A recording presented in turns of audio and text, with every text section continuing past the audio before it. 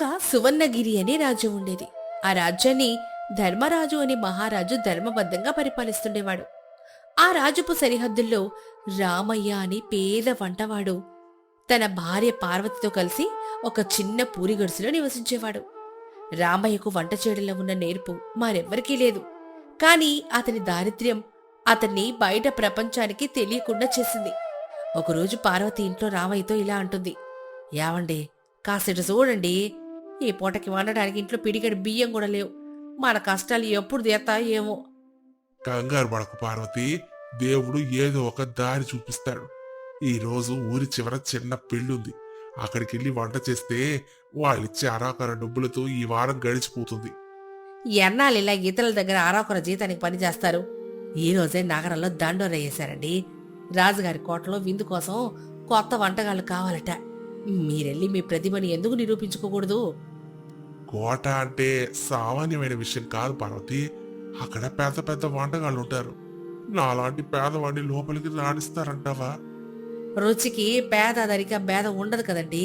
మీ చేతి వంట తింటే మహారాజు గారు ఖచ్చితంగా మిమ్మల్ని మెచ్చుకుంటారు. నా మాటిని ఈ రోజే కోటకు బయలుదేరండి. సరే పార్వతి, నీ నమ్మకమే నా ధైర్యం. ఇప్పుడే బయలుదేరుతాను. అలా చెప్పి రామయ్య కోట వంటశాలకు చేరుకుంటాడు. అక్కడ ప్రధాన వంటగాడు వీరన్న అనే వ్యక్తి రామయ్యను అటగిస్తాడు. ఆగో, ఎక్కడికి వెళ్తున్నావు? చూస్తుంటే ఏదో బిచ్చగాళ్ళ ఉన్నావే. ఇది మహారాజు గారి వంటశాల. ఇక నీకేం పని? అయ్యా, నా పేరు రామయ్య, వంటోండి. రాజుగారు వంటకాల కోసం ప్రకటన చేశారని తెలిసొచ్చాను. ఒక్క అవకాశం ఇవ్వండి అయ్యా. నీలాంటి వాళ్ళు రోజుకు 10 మంది వస్తుంటారు. ఇక్కడ వంట చేయాలంటే ఎంతో అనుభవం ఉండాలి. పో, పోయి ఎక్కడైనా చిన్న హోటల్ పని చూసుకో. అదే సమయంలో అక్కడ పాత్రలు శుభ్రం చేస్తున్న సుబ్బయ్య అనే మరో మొసలి వంటవాడు రామయ్య పరిస్థితి చూసి జాలిపడతాడు. వీరన్న గారు, ఆ వయసు మళ్ళిన వ్యక్తిని అలా పంపకండి. పాపం ఆశతో వచ్చాడుగా. ఒకసారి వండనివ్వండి. నచ్చకపోతే పంపించేయచ్చు కదా. సరే సుబ్బయ్య, నీ మాట కాదలేక చెప్తున్నాను. ఓయ్ రామయ్యో, ఆ మూలన ఉన్న చిన్న పొయ్యి మీద ఏదో ఒక వంటకం చెయ్యి. ఒకవేళ రాజుగారికి నచ్చకపోతే నీ విమానం మోత మోగుతుంది. జాగ్రత్త. చెత్తమయ్యా, తప్పకుండా ప్రయత్నిస్తాను. అలా చెప్పి రామయ్య ఎంతో ఏకాగ్రతతో వంట చేయడం మొదలెడతాడు. సుబ్బయ్య అతనికి కావలసిన సామాన్లు అందిస్తూ ఉంటాడు. రామయ్య వండుతున్న పదార్థం సువాసన వంటశాలంతా వ్యాపిస్తుంది. అబ్బో, రామయ్య గారు, ఏమిటా సువాసన? ముక్కు పుటలు అదిరిపోతున్నాయి. మీరు ఏ మసాలాలు వాడుతున్నారు? సుబ్బయ్య గారు, నేను ఆడేది కేవలం ప్రేమ భక్తి మాత్రమే. వంట చేసేటప్పుడు మనం ఎంత ఏకాగ్రతతో చేస్తామో ఆ రుచి అంత మెరుగుతుంది. అంతలో మహారాజు ధర్మరాజు గారు వంటశాలను సందర్శించడానికి వస్తారు. ఏంటది? ఈరోజు వంటశాలలో ఏదో వింతైనా కమ్మని సువాసన వస్తుంది. ప్రధాన వంటగాడా, ఏం వంటకం సిద్ధం చేస్తున్నావు? అది అది నేను కాదు ప్రభు. ఎవరో కొత్తగా వచ్చిన రామయ్య అని వంటగాడు చేస్తున్నాడు. రాజుగారు రామయ్య దగ్గరికెళ్ళి, ఏమిటా పదార్థం రామయ్య? ఒక్కసారి రుచి చేయించు. తీసుకోండి ప్రభు, ఒక సామాన్యమైన కూరగాయల మిశ్రమం. రాజుగారు రుచి చూసి పరవశించిపోతూ, అబ్బా, అద్భుతం, అమృతంలా ఉంది. ఇన్నేళ్లుగా నేను ఎన్నో వంటలు తిన్నాను, కానీ ఇలాంటి రుచిని ఎప్పుడు చూడలేదే. రామయ్య, నీ వంటలో ఏదో శక్తి ఉంది. నేటి నుంచి నువ్వు కూడా ఈ రాజ వంటశాలలో ఒకడివి. ధన్యుణ్ణి మహారాజా. అలా రామయ్యకు కోటలో ఉద్యోగం దొరుకుతుంది. కానీ వీరన్నకి ఇది ఏమాత్రం నచ్చదు. అతను రామయ్యపై అసూయ పెంచుకుంటాడు. సుబ్బయ్య మాత్రం రామయ్యకు మంచి స్నేహితుడుగా మారతాడు. చూసావా సుబ్బయ్య, ఆ ముసలి రామయ్య వచ్చి మనందరి పేరుని పాడు చేస్తున్నాడు. రాజుగారు ఇప్పుడు అతన్ని పొగుడుతున్నారు. ఏదో ఒకళ్ళు అతన్ని ఇక్కడి నుంచి పంపించేయాలి. ఎందుకు వీరన్న గారు? అతను మంచోడు, పైగా అద్భుతంగా వంట చేస్తాడు. మనం కూడా అతని దగ్గర నేర్చుకోవాలి, గాని ఇలా కుట్రలు చేయడం తప్పు కదా. నువ్వు నోరు మూసుకో, నీకేం తెలీదు. వాడికి ఒక పెద్ద కష్టం వచ్చేలా చూస్తాను. అలా అనుకుంటూ ఉండగా కొన్ని రోజుల తర్వాత పొరుగు రాజపు రాజు విందు కోసం ఒక భారీ సముద్రపు చేపను తెప్పిస్తారు. ఆ చేపను శుభ్రం చేసే బాధ్యతను వీరన్న కావాలని రామయ్యకు అప్పగిస్తాడు. రామయ్య, ఈ చేప చాలా అరుదైంది. దీన్ని కోయడం చాలా కష్టం. ఒకవేళ ఏ చిన్న పొరపాటు జరిగినా రాజుగారు నేను ఉరి తీస్తారు. నువ్వే దీన్ని శుభ్రం చేయాలి. సరే అయ్యా, మీరు చెప్పినట్లే చేస్తాను. రామయ్య గారు జాగ్రత్త, వీరన్న ఏదో పన్నాగం బన్నాడు. నేను మీకు సాయం చేస్తాను. వద్దు సుబ్బయ్య, ఈ పని నేను ఒక్కడిని చెయ్యాలి. నువ్వు వెళ్ళి వేరే పనులు చూసుకోలే. అంతా ఆ దేవుడి పైనే బాణం వేస్తాను. అప్పుడు రామయ్య ఏకాంతంగా ఆ పెద్ద చేపను కోస్తూ ఉండగా అతని కత్తికి ఏదో గట్టిగా తగులుతుంది. అది తీసి కడిగి చూడగా ఒక పెద్ద వజ్రం బయటపడుతుంది. అప్పుడు రామయ్య తనలో తాను, ఇదేంటి, శాప కడుపులో ఎంత పెద్ద వజ్రమా? దీని కాంతికి గదంతా మెరిసిపోతుంది. ఇది అమ్మితే నా పేదరికం పోతుంది. నేను పార్వతి రాజభోగాలు అనుభవించవచ్చు. మా ఇంటికి అసలు కష్టాలే ఉండవు. ఆ సమయంలో మరోవైపు వీరన్న కిటికీలో నుంచి ఇది చూస్తాడు. అప్పుడు వీరన్న తనలో తాను, అబ్బో, వజ్రం దొరికిందా? ఇప్పుడు వాడు దాన్ని దోచుకుంటే రాజుగారికి చెప్పి వాడిని దొంగ ముద్ర వేసి కారాగారంగా పంపించచ్చు. ఒకవేళ వాడు నాకిస్తే సగం పంచుకోవచ్చు. అలా అనుకుని వీరన్న వెంటనే లోపలికి వస్తాడు. రావయ్యా, ఏంటది? నీ చేతిలో ఏదో మెరుస్తోంది. అది వజ్రం కదా? నీ అదృష్టం పండిందో. దాన్ని ఎవరికి తెలియకుండా దాచుకో. కావాలంటే నాకు కాస్త వాట ఇవ్వు. ఎవరికి చెప్పాలే. వీరన్న గారు, ఇది మన సొత్తు కాదు. రాజుగారు తెప్పించిన చేపలు దొరికింది కాబట్టి ఇది రాజుగారికి చెందుతుంది. దీన్ని దాచుకోవడం పాపం. నువ్వు పరమ పిచ్చోడు రామయ్యా. రాజుగారికి ఇప్పటికీ బోల్డ్ అంత వస్తుంది. ఈ ఒక్క వజ్రంతో ఆయనకు వచ్చే నష్టమేమీ లేదు. కానీ నీ జీవితం మారిపోతుంది. ఆలోచించు. క్షమించండి వీరన్న గారు, నా పేదరికం నా ఆకలిని పెంచిందేమో గాని నా నిజాయితీని చంపలేదు. నేనిప్పుడే వెళ్ళి మహారాజు గారికి దీన్ని అప్పగిస్తాను. అలా అని రామయ్య బయలుదేరుతూ ఉండగా సుబ్బయ్య ఎదురవుతాడు. రామయ్య గారు, ఏమైంది? వీరన్న గారు ఎందుకు అంత కోపంగా ఉన్నారు? సుబ్బయ్య, ఈ చేపలో వజ్రం దొరికింది. దీన్ని రాజుగారికి ఇవ్వడానికి వెళ్తున్నాను. వీరన్న గారు నన్ను దొంగతనం చేయమంటున్నారు. రామయ్య గారు, మీ నిజాయితీకి నా జోహార్లు. మీరెళ్ళండి. ఈ వీరన్న గురించి నేను చూసుకుంటాను. అలా రామయ్య నేరుగా రాజసభకు చేరుకుంటాడు. అక్కడ రామయ్యను అడిగించిన సైనికులను తోసుకుని లోపలికెళ్తాడు. ఆగు రామయ్య, రాజుగారు చర్చల్లో ఉన్నారు. ఇప్పుడు లోపలికి వెళ్ళడం నిషిద్ధం. ప్రాణాల కంటే విలువైన విషయం ఇది. దయచేసి నన్ను అనుమతించండి. ఆ సమయంలో రాజుగారు రామయ్యను చూసి దగ్గరకు పిలుస్తారు. ఏమిటి రామయ్య, ఇంత ఆందోళనగా ఉన్నావు? చేప వంటకం పూర్తయిందా? మహారాజా, చేప వంటకం కంటే ముఖ్యమైన విషయం ఒకటి ఉంది. ఇదిగోండి, ఆ చేప కడుపులో ఈ వజ్రం దొరికింది. ఇది మీ రాజపు సొత్తు. దీన్ని స్వీకరించండి. ఆశ్చర్యంతో వజ్రాన్ని అందుకొని రాజుగారు, ఇది సామాన్యమైన వజ్రం కాదు రామయ్య. దీని విలువ కొన్ని లక్షల బంగారు నాణేలుంటుంది. రామయ్య, దీన్ని నువ్వు దాచుకోవచ్చు కదా. నీ దారిద్ర్యం తీరిపోయింది కదా. మహారాజా, దారిద్ర్యం కంటే దొంగతనం భయంకరమైంది. పరుల సొమ్ముతో కడుపు నింపుకోవడం నాకిష్టం లేదు. నా నిజాయితీనే నా ఆస్తి. ఇంతలో వీరన్న సభలోకి పరిగెత్తుకుంటూ వచ్చి నాటకం మొదలెడతాడు. మహారాజా, ఈ రామయ్య అబద్ధం చెప్తున్నాడు. వాడు వజ్రం దొరికినప్పుడు దాన్ని దాచుకోవాలని చూశాడు. నేను చూసి గద్దించేసరికి బయటపడతాననే భయంతో ఇప్పుడు వచ్చి మీకు ఇస్తున్నాడు. వాణ్ణి శిక్షించండి. రాజుగారు తీక్షణంగా చూస్తూ, ఇది నిజమా రామయ్య? సభలోకి ప్రవేశిస్తూ సుబ్బయ్య, కాదు మహారాజా, వీరన్న అబద్ధం చెప్తున్నాడు. రామయ్యకు ఆశ చూపించింది, దొంగతనం చేయమని ప్రోత్సహించింది వీరన్నే. నేను కిటికీ దగ్గర నుండి అంతా విన్నాను. రామయ్య గారు ఏమాత్రం ఆశపడలేదు. వీరన్న, నీ కుట్రలు నాకు తెలియమనుకున్నావా? ఎప్పటి నుండో నీ గురించి ఫిర్యాదులు వస్తున్నాయి. రామయ్య నిజాయితీని శంకించినందుకు నిన్నిప్పుడే వంటశాల నుంచి తొలగిస్తున్నాను. క్షమించండి ప్రభు, నా తప్పు తెలుసుకున్నాను. శిక్ష తప్పదు. సైనికులారా, వీరన్నను కోట వెలుపులకు పంపేయండి. అలా చెప్పగానే వీరన్నను భటులు బయటకు పంపుతారు. రాజుగారు రామయ్య వైపు తిరిగి చిరునవ్వుతో చూస్తారు. రామయ్య, నీ రుణం నేను తీర్చుకోలేను. వజ్ర విలువ కంటే నీ మనసు విలువ గొప్పది. నేటి నుండి నిన్ను ఈ రాజ్యపు ప్రధాన వంటవాడిగా నియమిస్తున్నాను. నీకొక గొప్ప భవనాన్ని, జీవితాంతం సరిపడే సంపదనిస్తున్నాను. సుబ్బయ్య నీకు సహాయకుడిగా ఉంటాడు. రామయ్య కళ్లమట నీళ్లతో, మీ దయ మహారాజా. నాలాంటి పేదోడికి ఇంత గౌరవం ఇస్తారని అస్సలు ఊహించలేదయ్యా. రామయ్య గారు, మీరు దీనికి అర్హులు. నిజాయితీగా ఉంటే ఎప్పటికైనా విజయం వరిస్తుంది. అప్పుడు రామయ్య తన ఇంటికెళ్ళి పార్వతికి జరిగిందంతా వివరిస్తాడు. యావండి, చూశారా, మనం పడ్డ కష్టాలన్నీ ఈ రోజుతో తీరిపోయినాయి. మీరు రాజుగారికి వజ్రం ఇచ్చారు. దేవుడు మీకు అంతకంటే విలువైన గౌరవాన్ని ఇచ్చాడండి. అవును పార్వతి, నిజాయితీ కంటే గొప్ప సంపద ఈ లోకంలో మరొకటి లేదు. మనం ఎన్ని కష్టాల్లో ఉన్నా సరే ధర్మం తప్పకూడదు.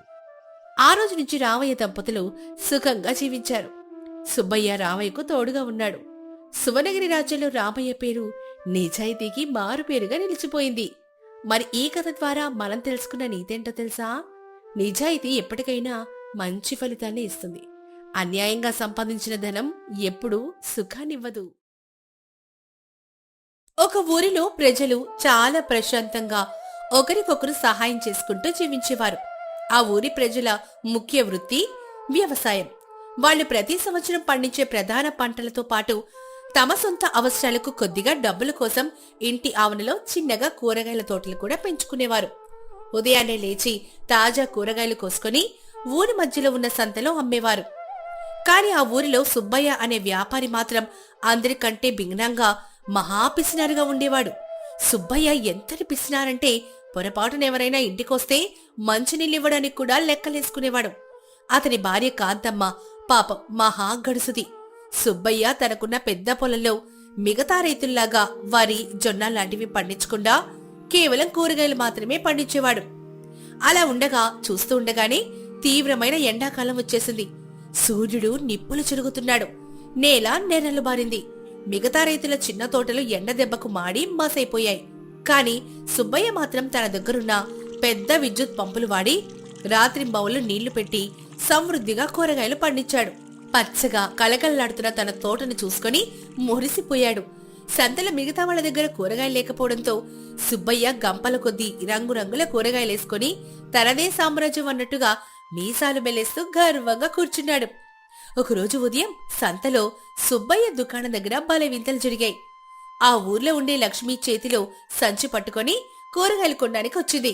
అప్పుడు లక్ష్మి సుబ్బయ్యతో ఇలా అంటుంది. ఏవయ్యా సుబ్బయ్య, ఎండలు మండిపోతున్నాయి. ఈ కిలో వంకాయలు ఎంత చెప్తున్నావు? అప్పుడు సుబ్బయ్య చాలా గర్వంగా నిర్లక్ష్యంగా 50 రూపాయలు కావాలంటే తీసుకో, లేకపోతే పక్కకు పో. నా దగ్గర బేరాలు అడగొద్దు. నా దగ్గర తక్కువ ధరలు కూడా ఏం ఉండవు. చూస్తున్నావుగా, ఎండాకాలం ఎవరి దగ్గరైనా ఇన్ని కూరగాయలు ఉన్నాయా? ఎవరైనా సరే నా దగ్గరికే రావాలి. అదేంటి సుబ్బయ్య, పక్కన రామయ్య దగ్గర కిలో 30 రూపాయలకే ఇస్తున్నాడుగా, నువ్వింత ధర చెప్తే ఎలా? అయితే ఆ రామయ్య దగ్గరికి వెళ్ళి కొనుక్కో. ఆడి దగ్గర ఉన్నవి అయిపోయాయిగా, ఇంకా నా దగ్గరికే రావాలి. నువ్వు డబ్బులు ఇస్తే ఇవ్వు, లేకపోతే పక్కకి తప్పుకోవమ్మా, మిగతా గిరాకీ వస్తుంది. అది వినగానే లక్ష్మి గచ్చంతరం లేక సుబ్బయ్య దగ్గరే వంకాయలు కొంది. సుబ్బయ్య 50 రూపాయలు తీసుకుని త్రాసులో వంకాయలేశాడు. కాని అతను చాలా లోబి. త్రాసు పట్టుకున్న చేతిలో చాలా తెలివిగా ఒక వేలుతో కింద ఉన్న తాడును కిందకు నొక్కుతాడు. దానివల్ల కిలో రాళ్ల కన్నా కూరగాయలు తక్కువ ఉన్నా కూడా త్రాసు సమానంగా ఉన్నట్టే కనిపిస్తుంది. కిలోకి బదులు 3/4 కిలో ఇస్తాడు. లక్ష్మికి ఆ విషయం అనుమానం వచ్చినా అతను ఒప్పుకోడు. ఏమయ్యా సుబ్బయ్య, ఇది కిలో లెక్కలేదే, త్రాసు మొగ్గు తక్కువ చూపిస్తోంది, కొంచెం సరిగ్గా తుయ్. ఇంత ధర పెట్టాను కదా, మళ్ళా ఇంత తక్కువ ఇస్తున్నావేంటి? కొంచెం కోసరన్నా వెయ్యి. ఏం మాట్లాడుతున్నావమ్మా? నా త్రాసు శ్రీరామ రక్ష, పక్కా కిలో ఉన్నాయి. నేను ఏ కోసలు ఇవ్వను. 2 మిరపకాయలు ఉచితంగా ఇస్తే నాకు రోజుకి ఎంత నష్టం వస్తుందో తెలుసా? కూరగాయలు తీసుకునే ఇంకా. అలా అనగానే లక్ష్మి అక్కడి నుంచి వెళ్ళిపోతుంది. అప్పుడు ఆ ఊరికి బాగా చెవిటివాడైన సుందరం తాత చేతిలో సంచి పట్టుకుని కూరగాయలు కొనడానికి వచ్చాడు. ఆ సమయంలో సుబ్బయ్య, రండి బాబు రండి, కిలో వంకాయలు 50 రూపాయలే అని అంటూ ఉంటాడు. అది సుందరం తాత చెవి దగ్గర చేయి పెట్టుకుని ఆనందంగా వింటాడు. అప్పుడు, ఏంటి కిలో 10 రూపాయల? 10 రూపాయలకే కిలో వంకాయల? 10 పచ్చిమిర్చి ఉచితంగా ఇస్తున్నావా? పోనీలే, ఒక కట్ట కొత్తిమీర కూడా వెయ్యి. రామాతారం వచ్చేసిందయ్యా. మన సుబ్బయ్యకి ఎటకేలకు జ్ఞానోదయం అయిపోయింది. అలా అంటూ 2 కిలోల వంకాయల సంచులు వేసుకొని 10 రూపాయలు గల్లాపెట్టి మీద వేసి వెళ్లబోయాడు. ఇక సుబ్బయ్య కంగారుగా ముందుకొచ్చి సంచి లాక్కుంటూ, ఓయ్ తాత, 10 కాదు యాభై యాభై నీ చెవులు పంచాయతీ కార్యాలయంలో కుదబెట్టొచ్చావా ఏంటి? నా ప్రాణాలు తీయకు నాయనా. అలా అనగానే తాత 50 రూపాయలు ఇస్తాడు. తాత తన దాన తాను కొనుక్కుంటూ వెళ్ళిపోగానే పట్టణంలో చదువుకుంటున్న కళాశాల విద్యార్థిని సీత వచ్చింది. ఆమెకు సుబ్బయ్య చేసే మోసాలు బాగా తెలుసు. సుబ్బయ్య కిలో వంకాయలు చూస్తూ తన పాత అలవాటు ప్రకారం త్రాసు పట్టుకున్న చేతిలో కింద ఉన్న తాడును ఒక వేలుతో బలంగా నొక్కాడు. అప్పుడు సీత చిరునవ్వుతో, మావయ్య, మీ వేలు బరువు భూమి ఆకర్షణ శక్తికి వ్యతిరేకంగా పనిచేస్తోంది. నా చదువు లెక్కల ప్రకారం మీరు కిలో బదులు 3/4 కిలో మాత్రమే ఇస్తున్నారు. మీరు ముందు ఆ మాయా వేలు తీయండి. సుబ్బయ్య నీళ్లు నవ్వులుతూ చెమట దుడుచుకుంటూ, ఏం లేదమ్మా, పొద్దునే కాస్త వ్యాయామం చేశానా, నా వేలికి బాగా కండలు ఎక్కువై బరువు దూగుతోంది, అంతే. నా త్రాసు శ్రీరామ రక్ష. నేను అసలు తప్పే చేయను. ఇదంతా పక్కనే ఉన్న తేనేటి దుకాణం నడుపుకునే అప్పారావు చూసి పగలబడి నవ్వుకున్నాడు. అతను ఎప్పుడూ అందరి మీద వ్యంగ్యంగా మాట్లాడుతూ ఉంటాడు. అప్పుడు అప్పారావు గట్టిగా నవ్వుతూ, అరే చూసారా చెల్లారా, మన సుబ్బయ్య వేలికి గరిడికి వెళ్లకుండానే భలే కండలు తిరిగాయే. రేపటి నుంచి త్రాసుకు బదులు సుబ్బయ్య వేలికి కూరగాయలు ఎలా తీసి తూకం చేయొచ్చు. ఇలా సుబ్బయ్య ఊరి జనాలందర్నీ తన అత్యాశతో ఏడిపిస్తూ గత్యంతరం లేక వాళ్లు తన దగ్గరే కొంటున్నారని విరవీగుతూ ఉన్నాడు. మరుసటి రోజు పొరుగురు నుంచి వెంకన్న అనే పేరు మోసిన పెద్ద మనిషొచ్చాడు. ఆ ఇంట్లో తన ఒక్కగానొక్క కొడుకు పెళ్ళుంది. ఊరందరికీ భోజనాలు పెట్టి ఆ శుభకార్యం కోసం పెద్ద మొత్తంలో కూరగాయలు కొనడానికి సంతకి వచ్చాడు. వెంకన్న సంతలోకి రాగానే మొదట అతని కంటికి కనిపించింది సుబ్బయ్య కొట్టే. సుబ్బయ్య దగ్గర చాలా రకాల కూరగాయలు రంగురంగులుగా తాజాగా బాగా కనిపించేసరికి వెంకన్న సరాసరి అతని దగ్గరికి వెళ్తాడు. అయ్యా వ్యాపారి, మా ఇంట్లో పెద్ద పెళ్లి జరుగుతోంది. నాకు 50 కిలోల టొమాటాలు, 50 కిలోల వంకాయలు, ఓ 30 కిలోల బెండకాయలు కావాలి. మంచివి చూసివ్వు. అది వినగానే సుబ్బయ్య కళ్ళు కాసుల్లాగా మెరిసిపోయాయి. మనసులో, ఆహా, బాగా బలిసిన గురి దొరికిందే. వీడికి మన ఊరి ధరలు తెలియవు. వీడికి సుప్పలు చూపిస్తే నెల రోజుల లాభం ఒకేసారి వస్తుంది అనుకొని టొమాటాలు 60, వంకాయలు 70 అని తనకిష్టం వచ్చిన ధరలు చెప్పాడు. వెంకన్నకి అవసరం ఉండడంతో కాస్త బాధపడినా సరేనని కొనడానికి ఒప్పుకున్నాడు. అప్పుడు సుబ్బయ్య పెద్ద త్రాసు తెచ్చి 10 కిలోల ఇనుపరాయి ఒకవైపు పెట్టి 8 కిలోల కూరగాయలకి త్రాసు సమానమయ్యేలా తన ప్రసిద్ధ మాయా బొటన వేలతో నొక్కడం మొదలెట్టాడు. కాని వెంకన్న లోకజ్ఞానం ఉన్నవాడు, చాలా గట్టివాడు. సుబ్బయ్య చేపట్టుకుని, ఏమయ్యా దొంగ వ్యాపారి, 10 కిలోల రాయి పెట్టి 8 కిలోలు ఇస్తూ నీ బొటనెలతో నొక్కుతావా? ఎంత ధైర్యం నీకు? నీ వేలేమైనా ఇనుముతో పోత పోసారా ఏంటి? అప్పుడు సుబ్బయ్య భయంతో వణికిపోతూ మాట తడబడుతూ, అబ్బే, నాకేం తెలియదు బాబు. నేను రాత్రి పక్షవాతం వచ్చి వేలు అంకర పోయింది. కావాలంటే వైద్యుని అడగండి. ఓ ఊరి చెల్లారా, రండి రండి, త్వరగా రండి. మన సుబ్బయ్య గారి గారడీ ప్రదర్శన మొదలైంది. ఉచితంగా చూడొచ్చు. అలా అనగానే జనాలందరూ తమ పనులు మానేసి గుమికూడారు. అందరిలోనూ సుబ్బయ్య మీదున్న కోపం కట్టలు తెంచుకుంది. సరిగ్గా అదే సమయానికి సుబ్బయ్య భార్య కాంతమ్మ చేతిలో పెద్ద చీపురు పట్టుకుని దుమ్ము దులుపుకుంటూ అక్కడికొచ్చింది. కాంతమ్మ భర్త వైపు కళ్ళని చేసి చూస్తూ, ఇంట్లో 10 కిలోల బియ్యం బస్తా ఎత్తమంటే నడుం పట్టేసింది, వాతం వచ్చేసిందని వారం రోజులు ముసుగుదాన్ని మంచం ఎక్కుతాడు. ఎక్కడ మాత్రం త్రాసు నొక్కడానికి భీముడి బలం వస్తుందే. మా ఆయనకు ఇలా జరగాల్సిందే. అది విన్నాక జనాలు ఆమె మాటలకు పగలబడి నవ్వారు. సుబ్బయ్య తలదించుకున్నాడు. అప్పుడు వెంకన్న జనాలందరి వైపు తిరిగి, అమ్మాయికులారా, ఇలాంటి మోసగాడి దగ్గర మీరు ఇంకా ఎందుకు కొంటున్నారు? వీడి దగ్గర కొనడం మానేస్తే వాడి పొగరు దానంతటాన్ని అడిగిపోతుంది. నేనెళ్ళి పక్క ఊళ్ళో కొనుక్కుంటాను. అలా చెప్పి వెంకన్న కోపంగా వెళ్ళిపోయాడు. కాంతమ్మ జనాలతో గొంతు కలిపి, అవునవును, మీరంతా మా ఆయన మాటలు నమ్మకండి, ఎవరు కొనకండి. అప్పుడైనా మా ఆయనకి కాస్త బుద్ధి వస్తుందేమో చూద్దాం. అలా చెప్పి కోపంగా ఇంటికి దారి తీసింది. ఆ రోజు నుంచి ఊరి జనాలందరూ ఏకతాటిపై నిలబడ్డారు. ఎవ్వరూ సుబ్బయ్య దుకాణం వైపు కన్నెత్తి కూడా చూడలేదు. పక్క ఊరికెళ్లైనా కొనుక్కున్నారే కాని అతనికి మాత్రం రూపాయి లాభం రానివ్వలేదు. అలా వారం రోజులు గడిచాయి. ఎండకి సుబ్బయ్య పండించిన కూరగాయలన్నీ కుళ్ళిపోయి ఈగలు ముసిరి కంపు కొట్టడం మొదలైంది. ఆ దుర్వాసనకి ఊరి చివరున్న కుక్కలు కూడా అటువైపు రావడం మానేశాయి. అలా ఉండగా కాంతమ్మ ఇంట్లో ముక్కు గట్టిగా మూసుకుంటూ సుబ్బయ్యతో ఇలా అంటుంది, యావయ్యా మహాశయ, నా ప్రాణం పొయ్యేలా ఉంది. ఆ కుళ్ళిన టమాటాలు తీసి ఎక్కడైనా పారే. ఇల్లంతా ఎలకలు తెచ్చిన కొంపు కొడుతోంది. రేపటి నుంచి నీకు ఎటువంటి కూరలు వండను. ఆ కుళ్ళిన వంకాయలతోనే పచ్చ నూరు పెడతాను, తిని తరిచ్చు. అది విని భయపడిన సుబ్బయ్య పెట్టుబడి కూడా రాలేదని ఏడుస్తూ మరుసటి రోజు ఉదయాన్నే దుకాణం ముందు సగం ధరకే కూరగాయలు, దానికి తోడు కొసరు కూడా ఉచితమని పలక తరలించాడు. అది చూసి అప్పారావు 1 కిలో దొండకాయలు కొనడానికి వచ్చాడు. కాని సుబ్బయ్య ఎంత నష్టపోయినా తన పిసినారి బుద్ధి, వక్ర బుద్ధి పోక నష్టాన్ని పూడ్చుకోవడానికి మళ్లీ త్రాసు నొక్కాడు. అప్పుడు మళ్ళీ అప్పారావు నవ్వుతూ, ఒరే సుబ్బయ్య, కుక్క తోక వంకర, నీ వేలు వంకర ఎప్పటికీ మారవురా. రేట్లు రాసిన పలకలు మార్చవు గాని నీ పుట్టకతో వచ్చిన బుద్ధి మార్చుకోలేదు. నీకెప్పటికీ బాగుపడే యోగ లేదులే పో. ఈ విషయం క్షణాల్లోనే ఊరంతా తెలిసిపోయింది. ఇక ఎవరు పొరపాటు కూడా అటు వెళ్లలేదు. సుబ్బయ్యకి విద్యుత్ బిల్లులు, కూలీల ఖర్చులు తడిసి మోపెడయ్యాయి. అప్పుడు ఊరి పెద్ద రామనాథం, మిగతా తోటి వ్యాపారులు, ముందు వరుసలో కాంతమ్మ కలిసి సుబ్బయ్య దగ్గరికి వచ్చారు. అప్పుడు రామనాథం ఇలా అంటాడు.